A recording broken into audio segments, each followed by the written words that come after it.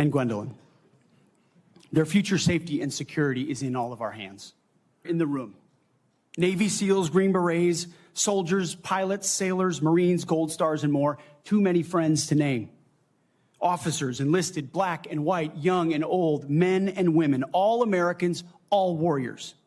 This hearing is for you. Thank you for figuratively and literally having my back.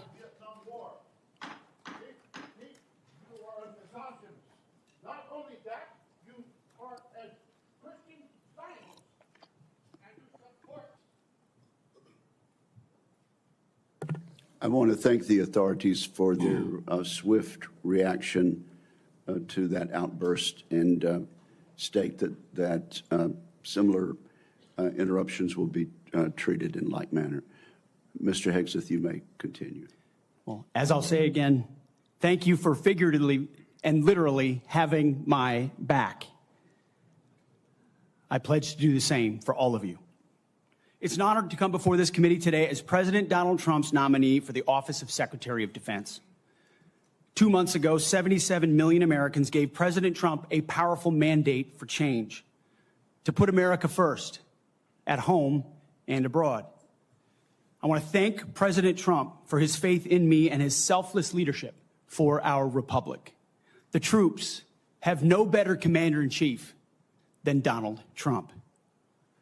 As I've said to many of you in private meetings, when President Trump chose me for this position, the primary charge he gave me was to bring the warrior culture back to the Department of Defense. He, like me, wants a Pentagon laser-focused on lethality, meritocracy, warfighting, accountability, and readiness.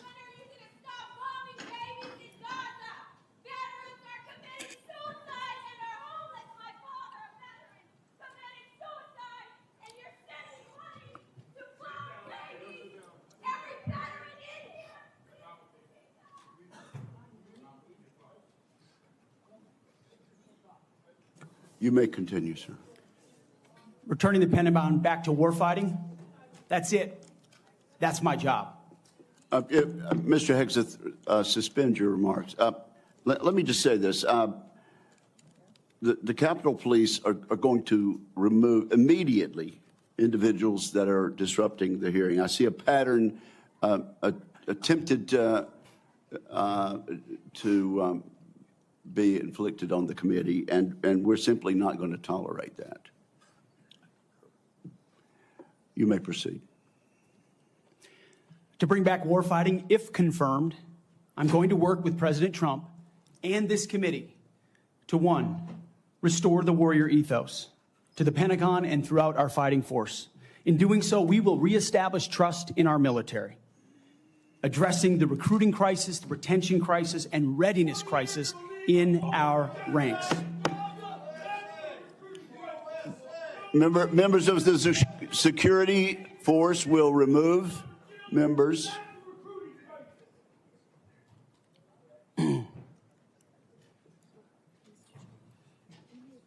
Mr. Hegseth, you may. The strength of our military is our unity and our shared purpose, not our differences. Number two, we're going to rebuild our military, always matching threats to capabilities. This includes reviving our defense industrial base, reforming the acquisitions process. As you mentioned, Mr. Chairman, no more valley of death for new defense companies, modernizing our nuclear triad, ensuring the Pentagon can pass an audit, and rapidly fielding emerging technologies. And number three, we're going to reestablish deterrence. First and foremost, we will defend our homeland, our borders, and our skies. Second, we will work with our partners and allies to deter aggression in the Indo-Pacific from the Communist Chinese.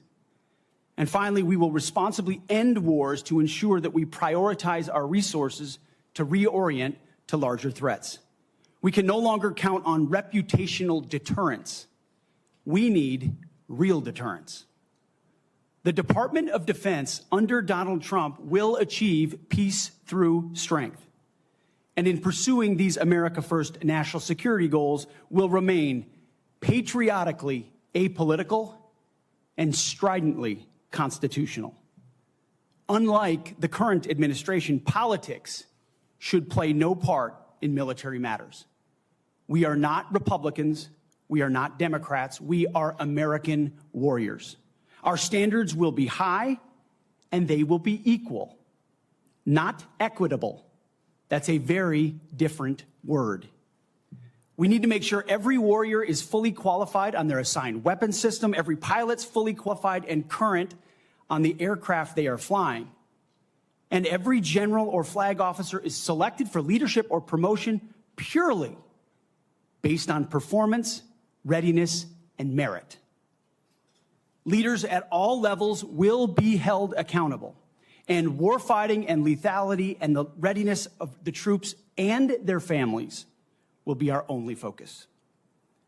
This has been my focus ever since I first put on the uniform as a young Army ROTC cadet at Princeton University in 2001. I joined the military because I love my country and felt an obligation to defend it. I served with incredible Americans in Guantanamo Bay, in Iraq, in Afghanistan, and on the streets of Washington, D.C., many of which are with me here today. This includes enlisted soldiers I helped become American citizens, and Muslim allies I helped immigrate from Iraq and Afghanistan. Because when I took off the uniform, my mission never stopped. Now, it is true and has been acknowledged that I don't have a similar biography to defense secretaries of the last 30 years.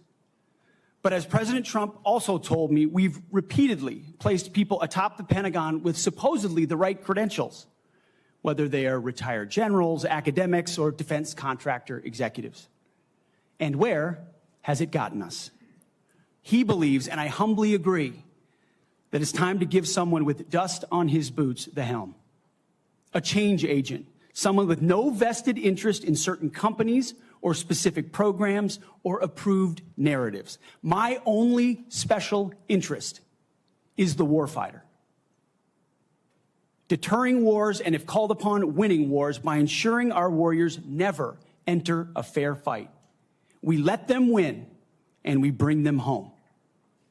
Like many of my generation, I've been there. I've led troops in combat. I've been on patrol for days.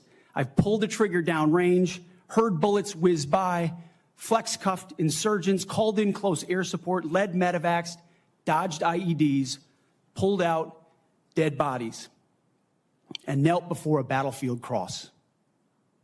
This is not academic for me. This is my life.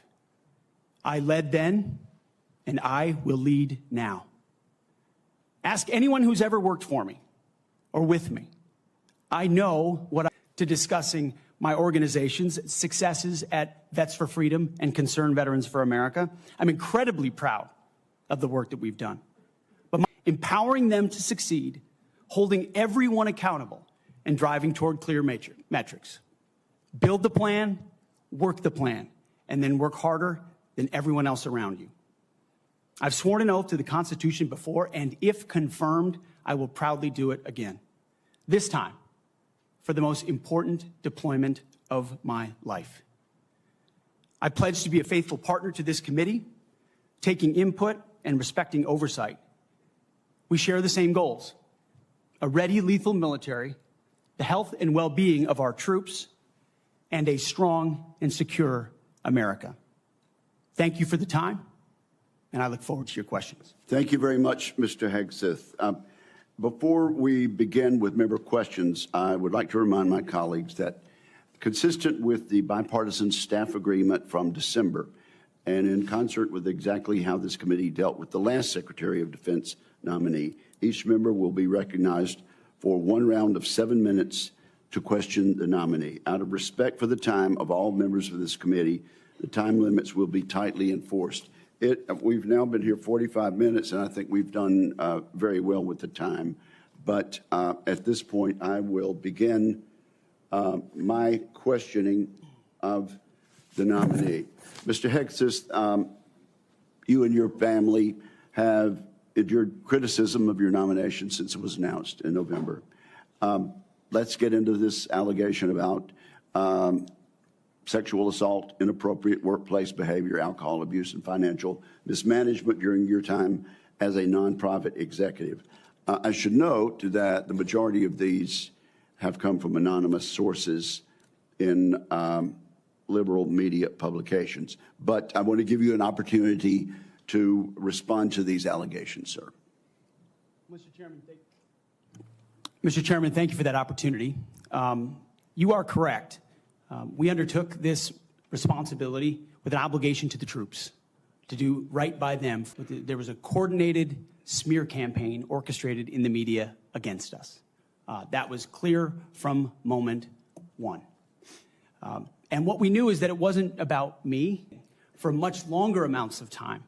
And he endured it in incredibly strong ways. So we, in some ways, knew it was coming. We didn't understand the depth of the dishonesty that would come with it. So from story after story in the media, left-wing media, we saw anonymous source after anonymous source based on second or third-hand accounts. And time again, stories would come out, and people would reach out to me and say, you know, I've spoken to this reporter about who you really are, and I was willing to go on the record. But they didn't print my quote. They didn't print any of my quotes.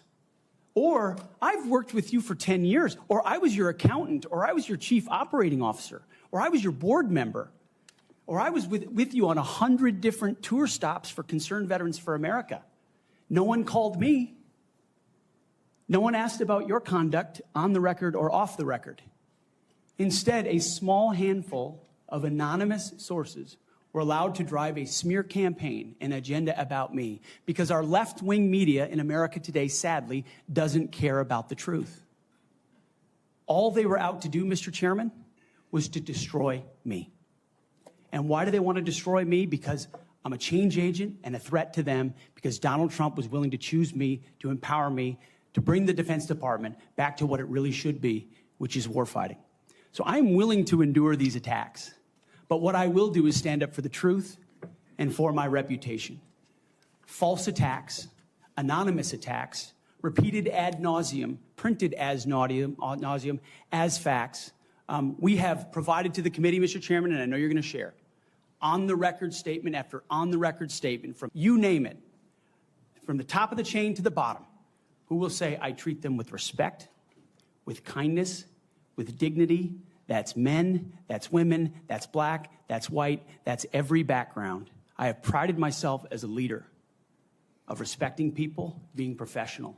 That is the balance of mine. I'm not a perfect person, as has been acknowledged. Saved by the grace of God, by Jesus and Jenny. I'm not a perfect person, but redemption is real. And God forged me in ways that I know I'm prepared for. And I'm honored by the people standing and sitting behind me, and look forward to leading this Pentagon on behalf of the warfighters. Thank you, Mr. Hegseth. And frankly, I'm sure there are millions of Americans watching who would agree that they've experienced that same sort of redemption. So I do appreciate that. I realize that it involves a little bearing of the soul, but thank you for that. Now let's talk about top-line defense spending. I have a plan. I think you've read it. I issued another plan, Freedom's Forge, which you've also had a chance to look at. And you have noted correctly that the current trend line of defense spending falling below 3% of our GDP is a threat to national security.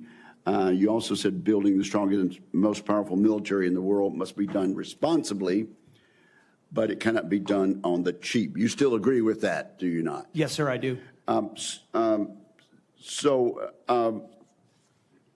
tell us what you think about, particularly about my plan to make the Defense Department less bureaucratic, less top-heavy, cut out some of the bureaucracy and layers, make it more friendly to startups and to new ideas, contained in my 20 or so page white paper, Defending Freedom's Forge.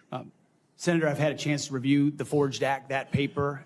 Those are precisely the kinds of ideas that need to be pursued. And I look forward to working with this committee to ensure we cut the red tape, we incentivize innovation, We rebuild the defense industrial base, cut out the bureaucracy, all the things that are preventing the platforms and the tools from getting rapidly from our great defense companies here that should, and those that want to compete, into the hands of warfighters. But past his prologue on this, sir, and I would just look at what President Trump did after the drawdowns of lead from behind under President Obama. President Trump rebuilt our military.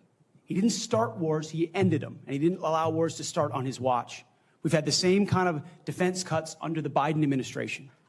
And so, look, I would present to the committee the reputation of President Donald Trump and me coming alongside him to ensure we have peace through strength by rebuilding our military, investing as necessary. Going under 3%, Mr. Chairman, is very dangerous.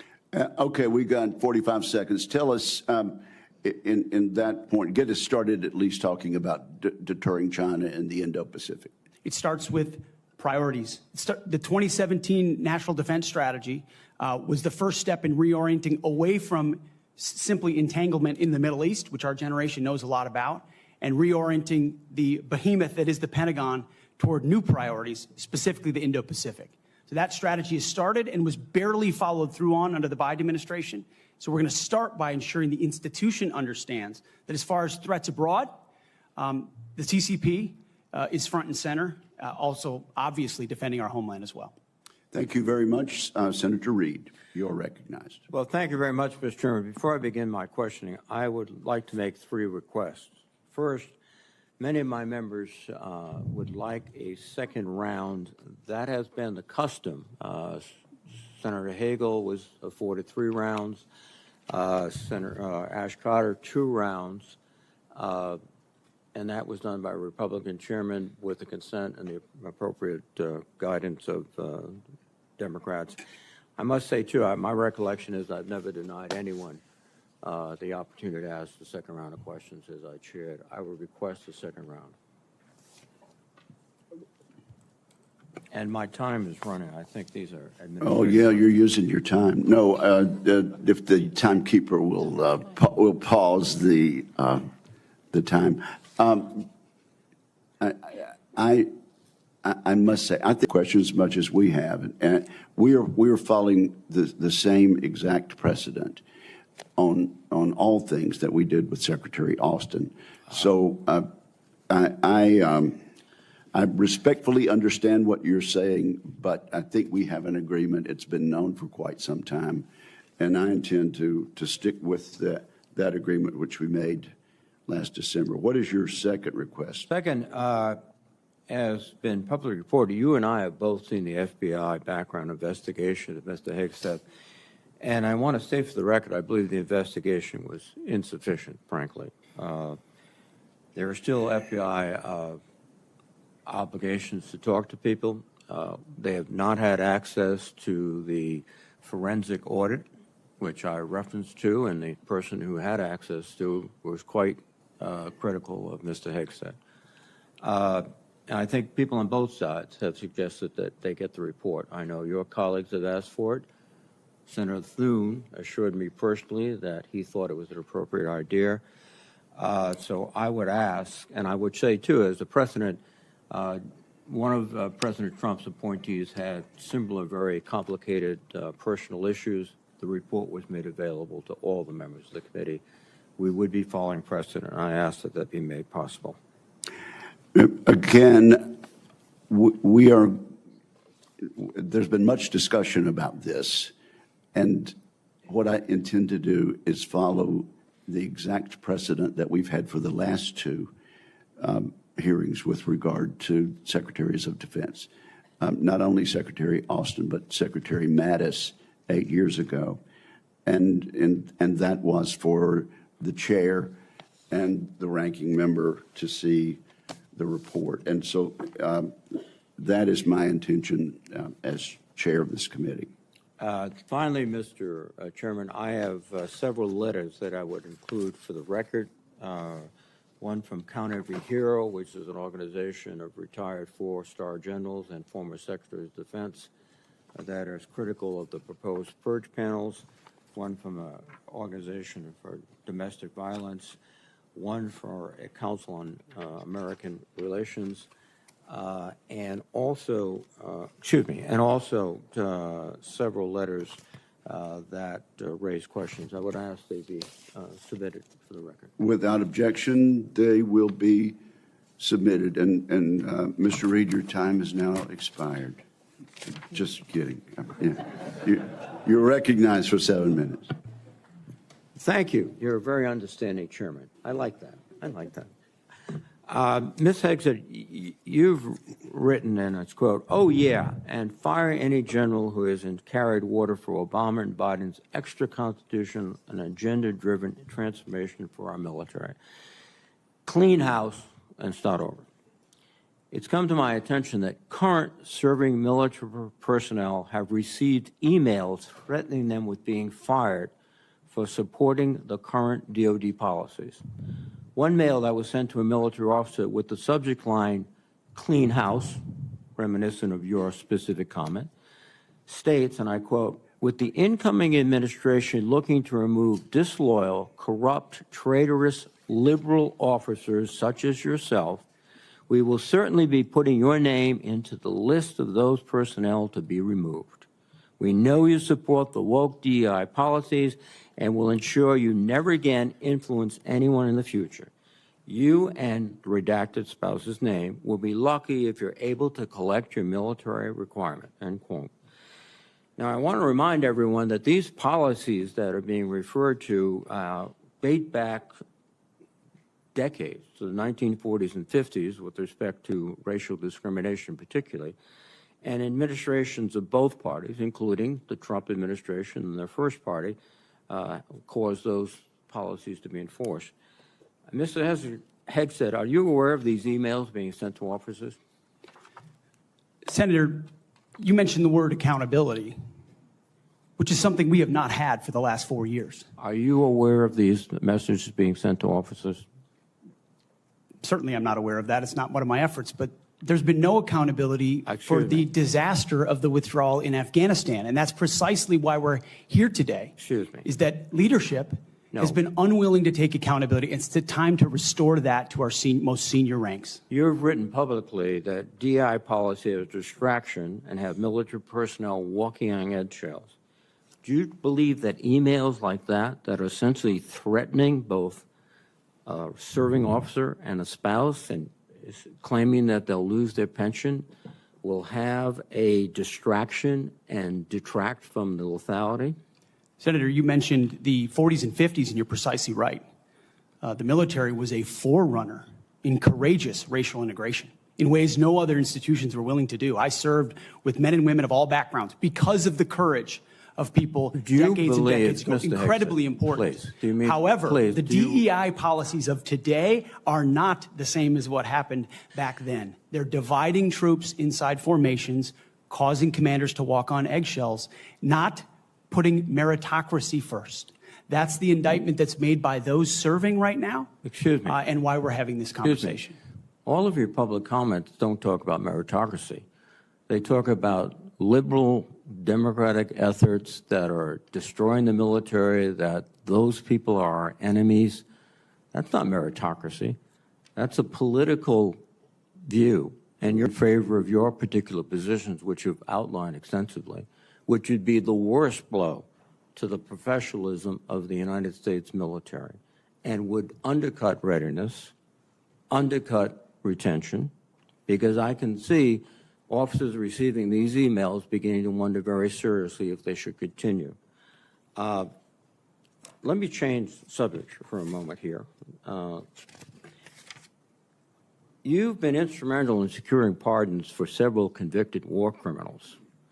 In at least 2 of these cases, the military personnel who served in combat with these convicted service members were not supportive of the pardons. They did their duty as soldiers to report war crimes.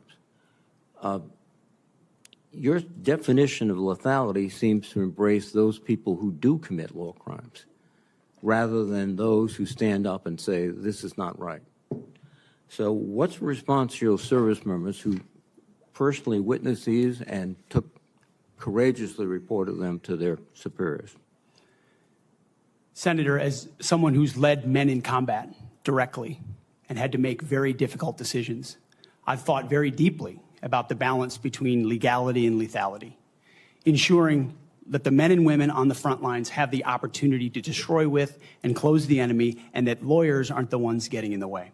I'm not talking about disavowing the laws of war or the Geneva Conventions or the Uniform Code of Military Justice.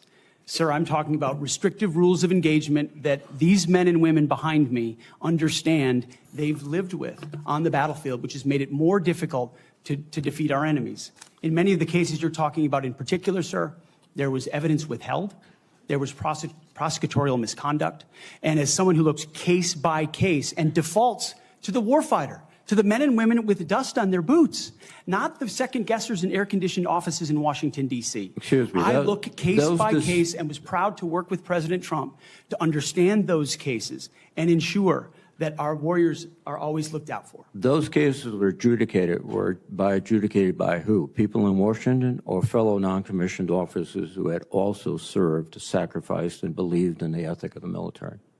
Who were the court-martial? Senator, in multiple cases, they were actually acquitted, but charges cases, lingered. yes, regardless of where those convening authorities were, yes, sir. Some were, but others were convicted, and you asked for pardon. That's the only reason you asked for pardon, because they were convicted. But the other factor, too, is you've already disparaged in writing the Geneva Convention, the rules of war, all of these things. How will you be able to effectively lead a military in which one of them, respect for lawful authority? You have made statements to your platoon after being briefed by a JAG officer. Well, by the way, would you explain what a JAG-off is?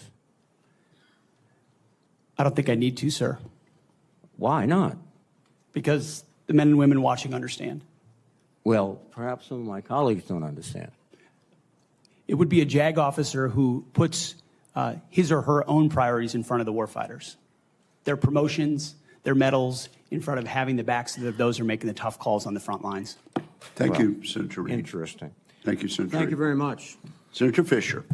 Thank you, Mr. Chairman, and welcome, Mr. Hegseth, to you and to your family.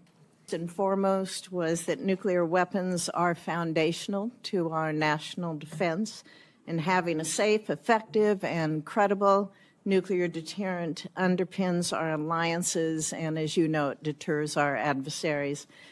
Nuclear deterrence has been of the Department of Defense.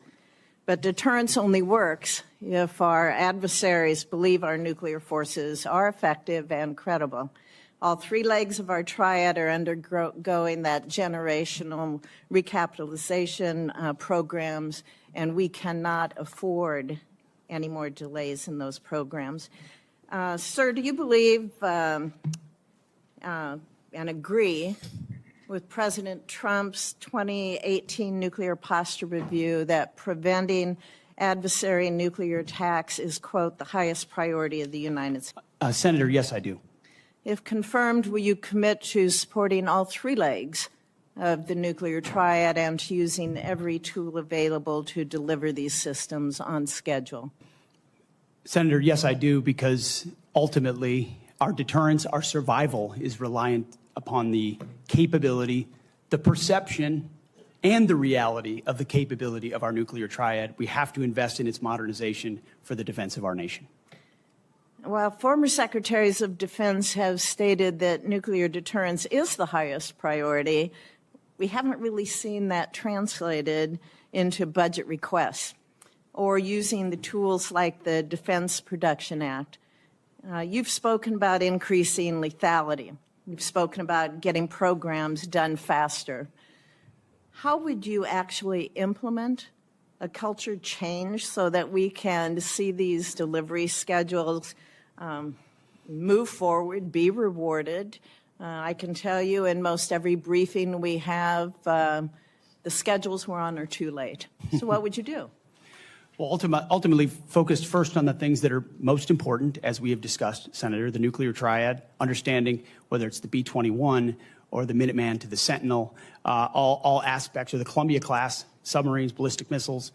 What are the priorities that need to be focused on and ensure that in those particular cases, you mentioned it, Senator, the Defense Production Act, emergency powers. If we're at a place where our nuclear capabilities are perceived to not be what they are, that is these things, understands the power and strength of nuclear deterrence, will not allow them it's the to be existential deprioritized. threat. It's the existential threat to this nation. How do you change the culture? It's not just the Production Act that's going to be able to do it. How are you going to move forward faster?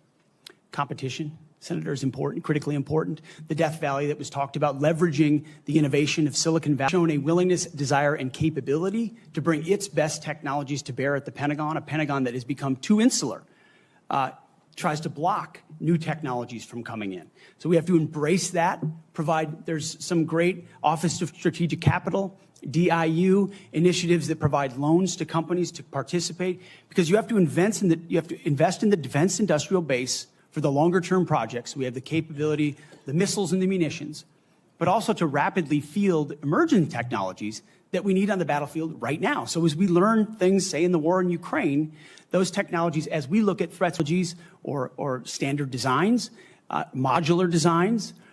Another easy one, Senator, that became evident in the process is digital designs. The Pentagon often builds entire systems without first using a digital design. Okay. Which means you build prototypes and then scrap them and start over again.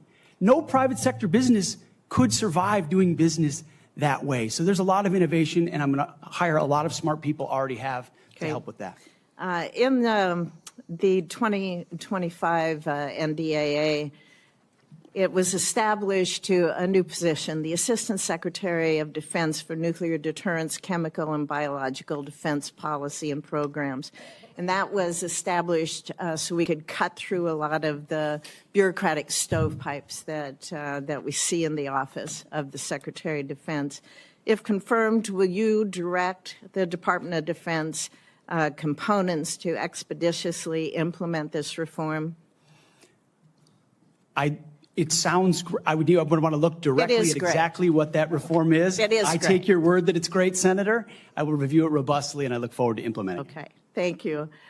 During the first Trump administration, the 2018 Nuclear Posture Review concluded that the U.S. needed to once again develop and deploy a nuclear-armed sea-launched cruise missile known as SLICM to offset significant Russian and Chinese advantages in theater-range nuclear capabilities. Since then, Congress, on a strong bipartisan basis, has directed the Navy and the National Nuclear Security Administration to continue this effort. Do you support the SLICM program? As of right now, Senator, based on what I know, I do. But one of my answers I'll have repeatedly throughout this morning is getting an opportunity to look under the hood, classified material, get an understanding of true capabilities vis-a-vis enemy capabilities. Because what we know right now on the nuclear, Senator, what I know on the nuclear side is that Russia and China are rushing to modernize and build arsenals larger than ours. We need to match threats to capabilities, and the systems we elevate will be tied to whether those capabilities are needed based on the adversaries we face. Would you ensure that this program is executed according to law? Absolutely. Absolutely, Senator. What, short here, what is your plan to revitalize the industrial base in this country? Needs to be real short. Real short. Serious investment targeted at systems that we truly need by also incentivizing competition and laser focus from the OSD, from the Office of Secretary of Defense, to all the particular strategic initiatives to revive them so it's not just one system, it's multiple systems. You may want to expand on that on the record. At this point, my colleagues, I would ask unanimous consent to enter into the record a letter organized by a group called Flag Officers for America, which has 120 retired generals and admirals offering their support for Mr. Hegseth's nomination. I ask unanimous consent. Without objection, it is entered into the record. Senator Shaheen. Good morning, Mr. Hegseth. Good morning, Senator. I was pleased when I was contacted on your behalf about meeting before this hearing. I've been on this committee since 2011, and during that time, I voted to confirm 6 nominees to be Secretary of Defense from 3 administrations, 2 Democratic and 1 Republican, the first Trump administration. Every one of those nominees met with me and my Democratic colleagues on this committee before the hearing. So, as you can imagine, I was disappointed when no one ever followed up. When we followed up with your office, you were not able to meet. Do you understand that if you're confirmed to be Secretary of Defense, that you will have a responsibility to meet with all members of this committee, not just Republicans? Senator, I very much appreciate and understand the traditionally bipartisan nature of this committee. Their national defense is not partisan. It should not be about Republicans or Democrats. And so I look forward to working together with you and your colleagues on priorities facing this nation. Yes. I think we would expect that. And one reason that I wanted to meet with you was because I thought it would be really helpful to better understand your views on women in the military. Because you've made a number of surprising statements about women serving in the military. As recently as November the 7th of 2024 on the Sean Ryan Show, you said, and I quote, "I'm straight up saying that we should not have women in combat roles. It hasn't made us more effective." The quote went on a little longer, but that was the gist of it. That was before you were nominated to be Secretary of Defense. Mr. Hegseth, do you know what percentage of our military is comprised? I believe it's 18 to 20%, Senator. It's almost 18%. And in fact, DOD's 2023 demographic report indicated that there are more women serving now, and there are fewer separations. So they make up a critical part of our military. Wouldn't you agree? Yes, ma'am. Women in our military, as I have said publicly, have and continue to make amazing contributions across all aspects of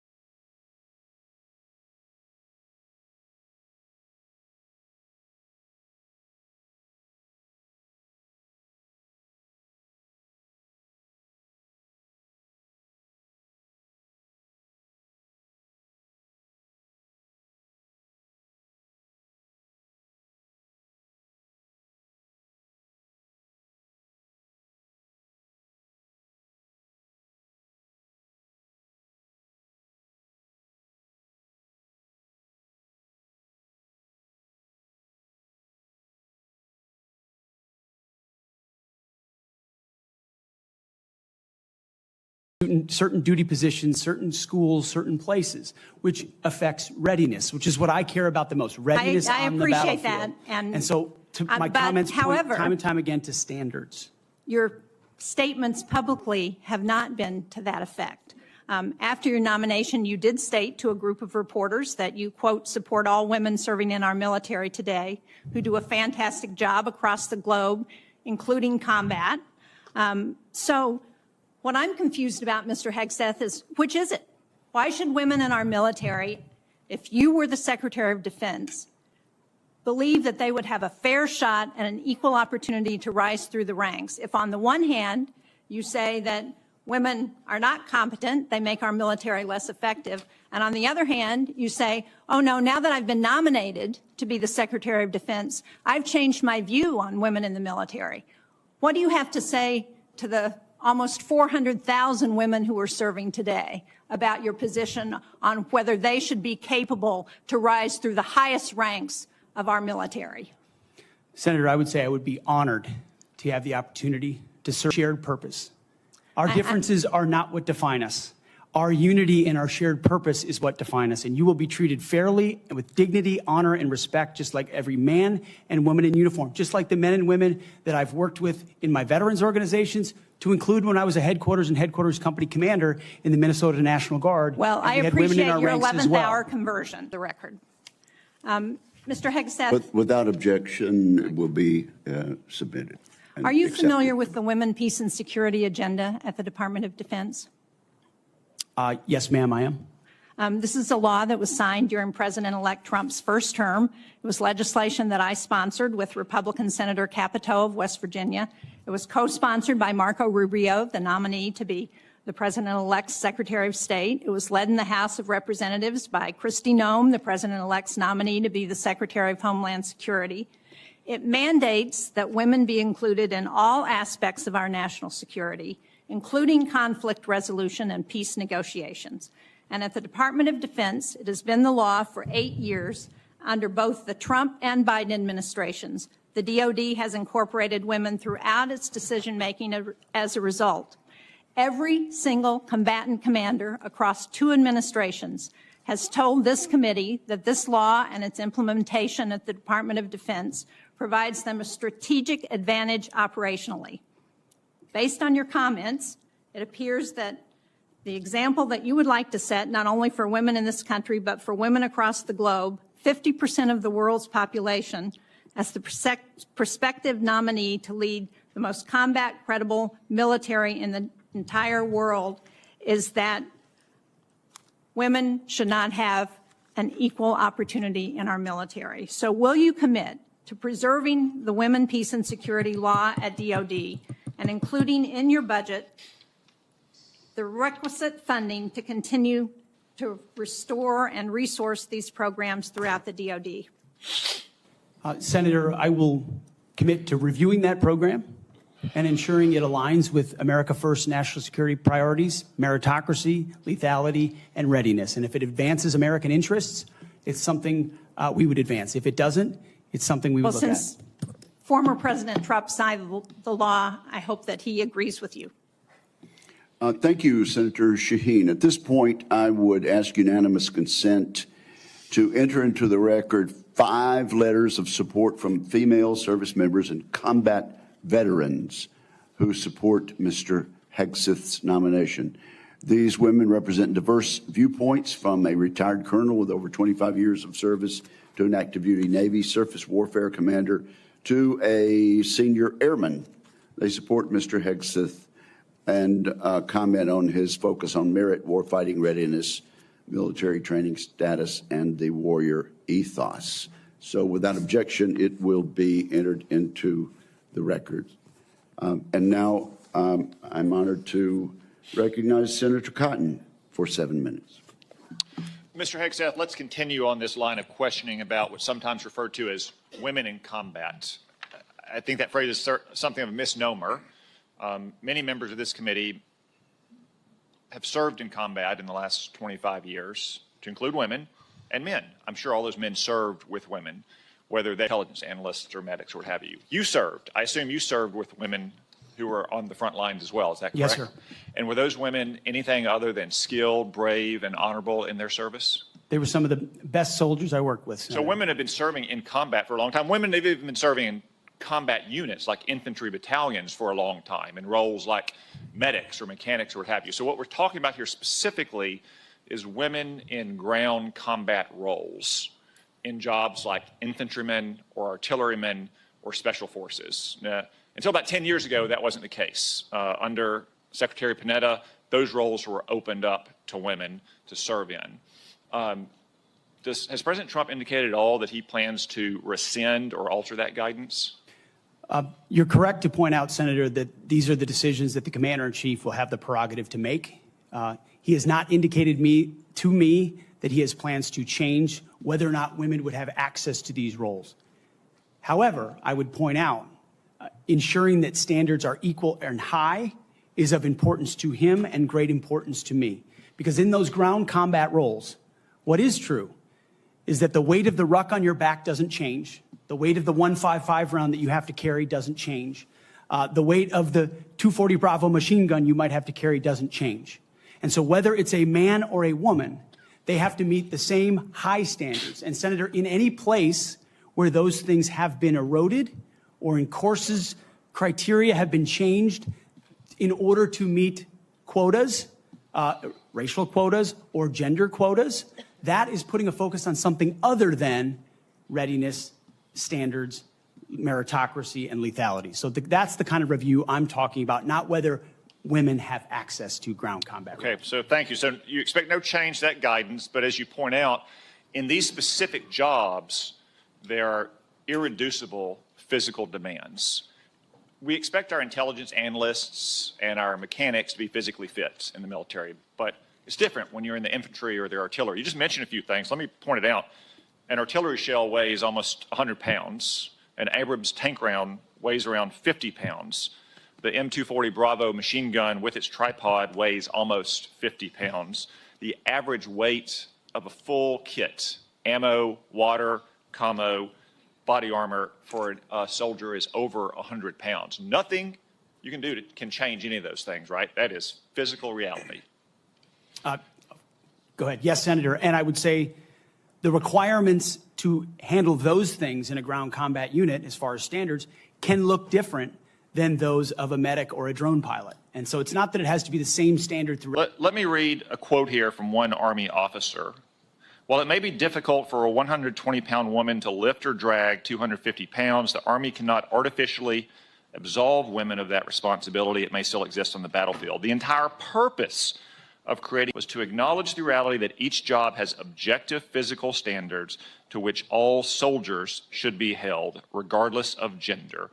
The intent was not to ensure that women and men will have an equal likelihood of meeting those standards. I assume, based on your testimony, you agree with that Army officer? Absolutely. The standards need to be the same, and they need to be high, and they need to be set by the people closest to the problem set, closest to the understanding of what is required by that job. Commanders, commanding officers, and COCOMs and elsewhere who understand the reality of what they face, that's the feedback we should get. That's what should be enshrined and enforced, and no other set of political prerogatives. When I talk about removing politics, ideological or political prerogatives should contribute to those determinations, nothing other than the execution of the mission. Thank you. For the record, that Army officer was Captain Kristen Griest, the Army's first female infantry officer and one of its first female Ranger School graduates. One final point, you said they need to be objective, gender neutral, and high. That's because the demands are, in fact, very high. The current physical fitness test for the Army has a minimum 2-mile run of 22 miles. Run. And I want the reporter to note that I'm putting run in air quotes, because 22 miles at 2 miles is not running. It may be jogging. It's probably walking fast. Let's move on. We've got a big 22 minutes. We've got a big audience here. Many of them seem to be patriotic supporters of you, Mr. Hegseth. Some of them seem to be liberal critics of you. I would note that it's only the liberal critics that have disrupted this hearing.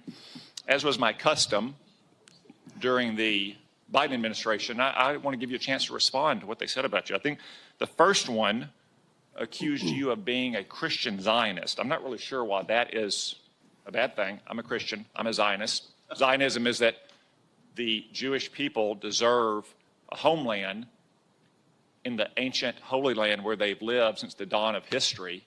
Do you consider yourself a Christian Zionist? Senator, I'm a Christian, and I robustly support the state of Israel and its existential defense, and the way America comes alongside them is their great ally. Thank you. Because another protester, and I think this one was a member of Code Pink, which, by the way, is a Chinese Communist front group these days, said that you support Israel's war in Gaza. I support Israel's existential war in Gaza. I assume, like me and President Trump, you support that war as well, don't you? Senator, I do. I support Israel destroying and killing every last member of Hamas.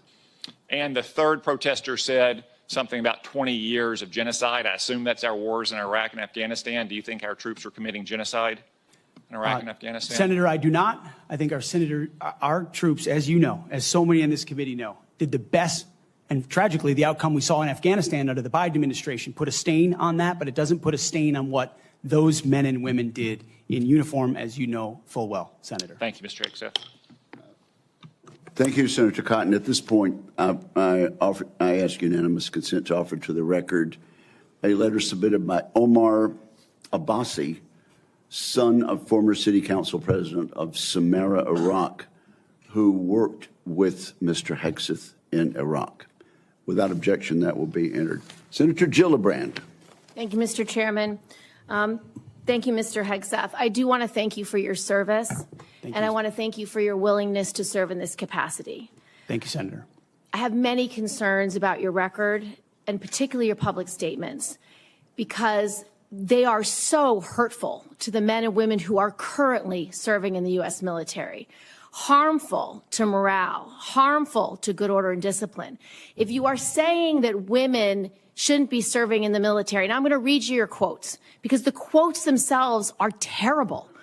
You will have to change how you see women to do this job well, and I don't know if you are capable of that. So I want to press on these issues that my colleague Jean Shaheen brought up, because she said it so well.